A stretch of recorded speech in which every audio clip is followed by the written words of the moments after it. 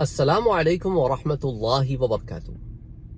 آج بات کرتے ہیں ایک ایسے بادشاہ کی جو عجم کے علاقے میں رہتا تھا اور بہت ظالم آدمی تھا۔ اس واقعے سے پھر کچھ نتائج اخذ جو ہوتے ہیں اس پر بھی بات کریں گے۔ تو بادشاہ چونکہ بہت ظالم تھا اور بہت ہائی ٹیکسیشن کرتا تھا اور بہت ظلم و ستم کرتا تھا، تو عوام اسے چھوڑ کر نکلنے لگ گئی اور ملک خالی ہونا شروع ہو گیا۔ جب ملک خالی ہونا شروع ہو گیا اور لوگ کم ہو گئے تو ٹیکس کم ملنے لگ گیا، تو خزانے خالی ہونے شروع ہو گئے کیونکہ عیاشیاں تو اسی لیول پر چل رہی تھیں۔ ایک دن بادشاہ کے دربار میں شاہنامہ فردوسی پڑھا جا رہا تھا۔ یہ شاہنامہ فردوسی جو ہے یہ سلطان محمود غزنوی کے دور میں لکھا گیا تھا۔ 1010 AD میں یہ کمپلیٹ ہوا۔ ایک شاعر ہوا کرتا تھا فردوسی ملوسی، اس نے اس کو مرتب کیا تھا۔ تو بہرحال یہ کافی پرانا تھا۔ اس کے اندر کچھ حکایات تھی جو پڑھی جا رہی تھی۔ تو حکایات میں ضحاک اور فریدوں کی حکایت بھی پڑھی گئی۔ اور ضحاک اور فریدوں کا میں آپ کو ذرا ایک بیک گراؤنڈ دے دوں اس کے بعد، تاکہ آپ کو یہ بات سمجھنے میں آسانی بھی ہو جائے۔ لیکن پہلے ذرا سا اس واقعے کو بیان کرتے ہیں، پھر بیک گراؤنڈ میں جا کے اس کو دیکھتے ہیں۔ تو جب ضحاک اور فریدوں کی بات بیان کی گئی تو بادشاہ کو سے وزیر نے پوچھا، ایک وزیر بیٹھا ہوا تھا، کہ حضرت دیکھیں نا کہ ضحاک اور فریدوں کی اس کہانی میں فریدوں جس کے پاس کچھ بھی نہیں تھا اس کے گرد لوگ جمع ہو گئے تھے۔ تو بادشاہ نے کہا کہ تم کیا سمجھتے ہو کہ فریدوں کے گرد لوگ کیوں جمع ہو گئے تھے اور ضحاک کے اثر و رسوخ کو لوگوں نے کیوں ٹھکرا دیا تھا؟ تو اس نے کہا کہ فریدوں کی رحم دلی کی وجہ سے، اس کی خدا ترسی کی وجہ سے، اس کی لوگوں سے محبت کی وجہ سے، اس کی شرافت کی وجہ سے۔ اور میں فریدوں میں جو کوالٹیز دیکھتا ہوں جس کی وجہ سے وہ اقتدار میں آیا، وہ کوالٹیز آپ کے اندر نہیں پاتا، کیونکہ تو آپ تو لوگوں کو بھگا رہے ہیں، اور لوگوں کو جمع کرنے میں بادشاہوں کی خیر ہوتی ہے۔ بادشاہ کو یہ بات وزیر کی پسند نہیں آئی اور اس نے اس وزیر کو اٹھا کے زندہ میں ڈلوا دیا، یعنی کہ جیل خانے میں۔ اب ذرا آتے ہیں ضحاک اور فریدوں کی کیا داستان تھی۔ ویسے ایران میں بہت سارے بادشاہ گزرے ہیں، ان کی ایک اپنی تاریخ ہے۔ 3000 سال قبل مسیح سے وہ تاریخ شروع ہوتی ہے۔ تو حضور صلی اللہ علیہ وآلہ وسلم کے زمانے میں تو خسرو پرویز تھا، اور اس کے بعد آنے والے دور میں پھر مختلف اور بادشاہ رہے، اور حضرت عمر رضی اللہ تعالیٰ عنہ کے دور حکومت میں اور حضرت عثمان رضی اللہ تعالیٰ عنہ کے دور حکومت میں ایران جو ہے وہ ختم ہو گیا تھا بحیثیت ایک ایمپرر، ایک امپائر کے۔ لیکن بات کرتے ہیں ضحاک اور فریدوں کی۔ ضحاک بادشاہ تھا اور بڑا ظالم و جابر بادشاہ تھا کہ اس کے پاس 2 سانپ تھے، یا اور وہ سانپ جو ہے وہ اپنے ساتھ رکھتا تھا، اور وہ سانپوں کو کھلاتا تھا انسانی دماغ۔ ان کو کھلانے کے لیے انسانی دماغ وہ لوگوں کو روز قتل کرتا تھا۔ قتل کرنے کے بعد ان کا دماغ ان سانپوں کو کھلاتا تھا۔ اتنا جابر اور ظالم آدمی تھا کہ سوچو، روز کے حساب سے لوگ قتل کرتا تھا۔ اب ایک اس کے شہر میں لوہار رہتا تھا، اس کا نام تھا کاوا۔ کاوا کے ایک بیٹے کو وہ اسی چکر میں قتل کر چکا تھا۔ جب کاوا کے دوسرے بیٹے کی باری آئی تو کاوا جو ہے وہ لوہار تھا، وہ جوش میں آ گیا۔ آپ کو پتا ہے یہ لوہار جو ہوتے ہیں نا، آئرن سمتھ، ان کے پاس ایک فین ہوتا ہے، پھونکنی بلور ہوتا ہے، کہ اس میں سے ایک طرف سے ہوا جاتی ہے اور وہ پیچھے سے آپ پریشر کر کے چھوڑتے ہیں تو آگے سے نکلتی ہے۔ تو اس لوہار نے اس دھونکنی کو علم بنا کر، جھنڈا بنا کر علم بغاوت بلند کر دیا، اور لوگ جو اتنے تنگ تھے ضحاک سے وہ اس کے ساتھ جمع ہونا شروع ہو گئے، اور ایک بہت بڑے جم غفیل کے ساتھ اس نے ضحاک پر حملہ کر دیا۔ نتیجتاً ضحاک مارا گیا، اور ضحاک کے مرنے کے بعد انہوں نے فریدوں نامی ایک نہایت رحم دل، عادل، نیک صفت آدمی کو، بلکہ بڑا جوان آدمی تھا، اس کو انہوں نے اپنا بادشاہ بنا لیا۔ اس وقت سے ایران میں یہ درفش کاویانی یہ جو ہے ایک سمبل ایران میں مشہور ہوا درفش کا. یہ درفش جو ہے یہ عالم کو کہتے ہیں درفش, اور کاویانی کی نسبت کاوا یعنی اس لوہار سے ہے جس کا نام کاوا تھا, یعنی وہ عالم جو کاوا نے بلند کیا تھا ظلم و جبر کے خلاف, وہی عالم جو ہے وہ سمبل بن گیا وہاں پہ, درفش کاویانی.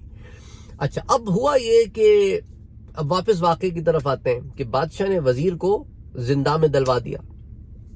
اب کیا ہوا کہ تھوڑے عرصے کے بعد بادشاہ کے اپنے رشتہ داروں نے, جس میں اس کے جو ہے کچھ کزنز تھے, اس کے چاچا کے لڑکے تھے, انہوں نے اس بادشاہ کے خلاف علم بغاوت بلند کر دیا کہ ظالم اور جابر آدمی ہے.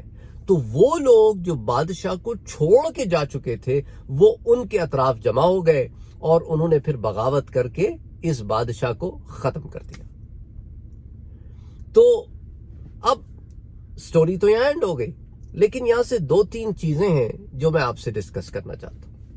ایک, نمبر 1, کبھی کبھی چیزیں ہمارے سامنے ہوتی ہیں پر ہم ان سے بھی نصیحت نہیں لیتے, ان سے بھی نہیں سیکھتے. بادشاہ کے اپنے دربار میں دہاک اور فریدوں کی کہانی پڑھی جا رہی ہے اور اس کہانی کو سننے کے بعد بھی بادشاہ نہیں سمجھتا. دوسری چیز جو ہمیں اس بات سے سمجھ میں آتی ہے کہ ہم کبھی نصیحت کرنے والوں پر برس پڑتے ہیں. وزیر نے بادشاہ کو اچھی نصیحت کی کہ اگر آپ اپنی حکومت بچانا چاہتے ہیں تو لوگوں سے رحم دلی کا معاملہ کریں. میں آپ میں رحم دلی نہیں پاتا. اس نے الٹا نصیحت کرنے والے کو جیل میں دلوا دیا. ہم بھی کبھی ایسا کرتے ہیں نا, ہمیں جو نصیحت کر رہا ہوتا ہے ہم اسی پہ بھڑک پڑتے ہیں. ماں باپ کہہ رہے ہوتے ہیں بیٹا یہ کام نہیں کرو, یہ کام اچھا نہیں ہے, ہم ماں باپ کے اوپر ہی غصہ ہو جاتے ہیں. بھائی بہن ایک چیز سے جو غلط ہوتی ہے منع کر رہے ہوتے ہیں, ہم ان سے لڑ پڑتے ہیں. کبھی میاں بیوی کو سمجھا رہا ہوتا ہے کہ یہ چیز مت کرو, وہ ناراض ہو جاتی ہے, تمہیں تو کچھ ہے ہی نہیں, تم نے میرے لیے کیا کیا ہے. ساری اس کے زندگی بھر کی جو بھی اس نے اس کے ساتھ کر سکتا تھا اس کو 1 سیکنڈ میں زمین پر اٹھا کر پھینک دیتی ہے. اچھا, شوہر حضرات بھی کبھی ایک دم جلال میں آ جاتے ہیں اور بیوی کو وہ سناتے ہیں جس کی کوئی حد نہیں, حالانکہ وہ ان کو نصیحت کر رہی ہوتی ہے اچھے کام کی. تو کبھی ہم نصیحت کرنے والوں پر برس پڑتے ہیں. اچھا, پھر کیا ہوتا ہے کہ ایک لیڈرشپ کوالٹی چاہیے ہوتی ہے. کسی بھی ایریا میں آپ لیڈر ہوں, چاہے آپ یونین لیڈر ہوں یا اسکول میں کلاس کے ٹیچر ہوں, وہ بھی تو لیڈر ہوتا ہے نا, یا آپ کو بچوں میں نمایاں ہو گئے تو پریفیکٹ یا مانیٹر بنا دیا جائے, یا آپ کہیں کہ بادشاہ ہوں, پریزیڈنٹ ہوں, پرائم منسٹر ہوں یا گورنر ہوں, کسی کیپیسٹی میں سی ای او, سی آئی او, سی ایف او, پریزیڈنٹ ہوں, آپ نے اپنے اندر رحم دلی کا عنصر رکھنا ہے. آپ نے سمپتھی بھی رکھنی ہے اور ایمپتھی بھی رکھنی ہے, دوسرے کا احساس بھی رکھنا ہے اور سوچنا بھی ہے کہ اگر میں اس کی جگہ ہوتا تو کیا ہوتا, میں کیا ایکسپیکٹ کر رہا ہوتا. جینوئن کنڈیشنز میں you have to show sympathy and empathy. تو رحم دلی کا عنصر جو ہے وہ بہت ضروری ہے. اور رب کائنات نے بھی جب قرآن کریم میں پہلی آیہ مبارکہ کیا دی ہمیں, الحمدللہ کے شروع سے پہلے ہمیں کیا بتایا, کیا پڑھنا ہے, میں کون ہوں, مہربان ہوں, نہایت مہربان ہوں, اور میں کون ہوں, نہایت رحیم ہوں, رحم دل ہوں. اور پھر اس کو دوبارہ پلٹا کے سورہ فاتحہ میں داخل کیا. الحمدللہ رب العالمین کے بعد سب تعریفیں تو اس رب ذوالجلال کی ہیں, لیکن سب تعریفوں کو سمیٹنے کے باوجود اس کی صفات یہ ہیں کہ وہ نہایت مہربان ہے اور نہایت رحیم ہے. تو وہ جو بندہ یہ کلیم کرتا ہو کہ میں اللہ کا بندہ ہوں, انا عبد اللہ, یا وہ جو عورت کلیم کرتی ہو میں اللہ کی بندی ہوں, انا امت اللہ, تو اس کو تو رحم دلی اور مہربانی اوڑھنی پہن لینی چاہیے, کیونکہ میں تو اللہ کی بندی ہوں یا اللہ کا بندہ ہوں. تو ایسا کیسے ہو سکتا ہے کہ ایک طرف میں اللہ کا بندہ ہونے کا دعویٰ کروں یا بندی ہونے کا دعویٰ کروں اور دوسری طرف میں اتنے ظالم اور اتنا شقی القلب ہو جاؤں کہ لوگ مجھ سے ڈر کے دور ہو جائیں کہ یار یہ تو فطرتاً ظالم آدمی. اچھا, کبھی ہم نا اپنے رشتوں میں ظلم کر بیٹھتے, قریبی رشتوں میں ظلم کر بیٹھتے, ساس بہو کے رشتوں میں, نند بھاوج کے رشتوں میں, بھابھیوں کے آپس کے رشتے میں, میاں بیوی کے رشتے میں, اولاد ماں باپ کے رشتے میں, بہن بھائیوں کے رشتے میں, چچاؤں کے ساتھ، تایاؤں کے ساتھ، پھپھیوں کے ساتھ، خالاؤں کے ساتھ، گھر کے اور بڑوں کے ساتھ ہم کبھی جو ہے نا جوش میں آ کر غلطیاں کر بیٹھتے ہیں، رحم دلی کو چھوڑ دیتے ہیں، نصیحت کرنے والوں پر برس پڑتے ہیں اور پچھلے گزشتہ واقعات سے سیکھتے نہیں۔ یہ بہت ضروری میسج ہے کہ دوسروں کے ساتھ اگر کوئی ایسا ہو گیا ہو نا معاملہ تو اس سے بندے کو سیکھ کے اپنے لیے سدھار پیدا کرنا چاہیے۔ تو میں سمجھتا ہوں آپ کے 10-11 منٹ میں نے لے لیے ہیں آج، لیکن مقصد یہ تھا کہ آپ کو یہ کئی چیزیں ایک ساتھ ایک واقعے کی صورت میں آپ تک پہنچائی جائے۔ اللہ تعالی ہم سب کو توفیق عطا فرمائے کہ ان سے ہم سبق حاصل کریں اور اپنی اپنی زندگیوں کو امپروو کریں۔